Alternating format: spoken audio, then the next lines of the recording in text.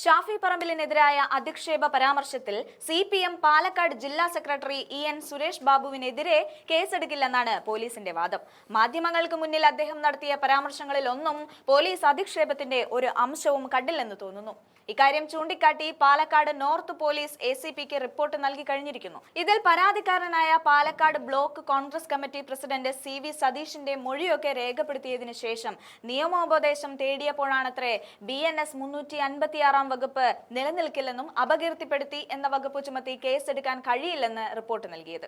ഷാഫിക്കെതിരെ അധിക്ഷേപ പരാമർശം നടത്തിയ സിപിഎം പാലക്കാട് ജില്ലാ സെക്രട്ടറി ഇ.എൻ. സുരേഷ് ബാബുവിനെതിരെ Palakkad block Congress committee president C V. Satheesh, vice പ്രസിഡന്റായ കെ.ആർ. ശരരാജ്, ട്രഷറർ ഹരിദാസ് മച്ചിങ്ങൽ, മണ്ഡലം പ്രസിഡന്റുമാരായ എസ്. സേവ്യർ, രമേശ് പുത്തൂർ എന്നിവരായിരുന്നു പാലക്കാട് എസ്.പിക്ക് പരാതി നൽകുകയുണ്ടായത്.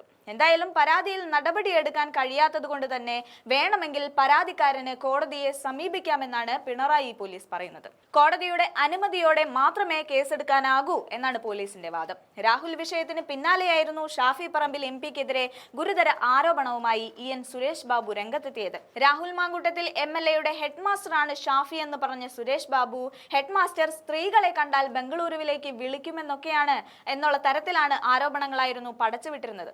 രാഹുലിനെ എം.എൽ.എ ആക്കാൻ പത്തനംതിട്ടയിൽ നിന്ന് ക്ഷണിച്ചു കൊണ്ടുവന്ന ഷാഫി പറമ്പിലാണ്. രാഹുൽ രാജിവെക്കണമെന്ന് പറയാൻ ഷാഫി പറമ്പിൽ തയ്യാറാകുമോ? തയ്യാറാകില്ല.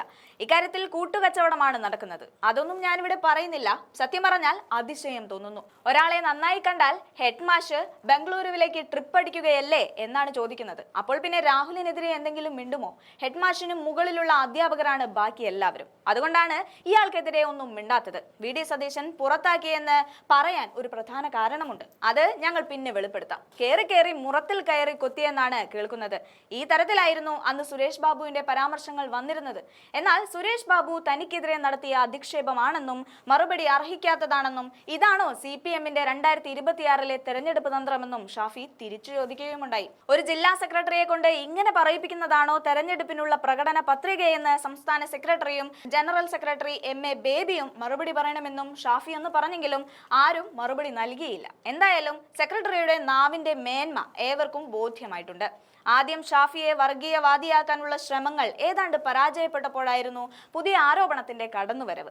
പ്രസ്താവന വിവാദമായതോടെ വിശദീകരണവുമായി എത്തിയ സുരേഷ് ബാബു തന്റെ പരാമർശത്തിൽ താൻ ഷാഫി പറമ്പിൽ എന്ന പേര് പറഞ്ഞിട്ടില്ലെന്ന് പറഞ്ഞ് വിഷയം തലയിൽ നിന്ന് ഊരാനായിരുന്നു ശ്രമിച്ചിരുന്നത്. അല്ലെങ്കിലും CPM എന്ത് പറഞ്ഞാലും അതിൽ കേസെടുക്കാനുള്ള വകുപ്പുകളൊന്നും പോലീസിന് കാണാൻ സാധിക്കില്ല.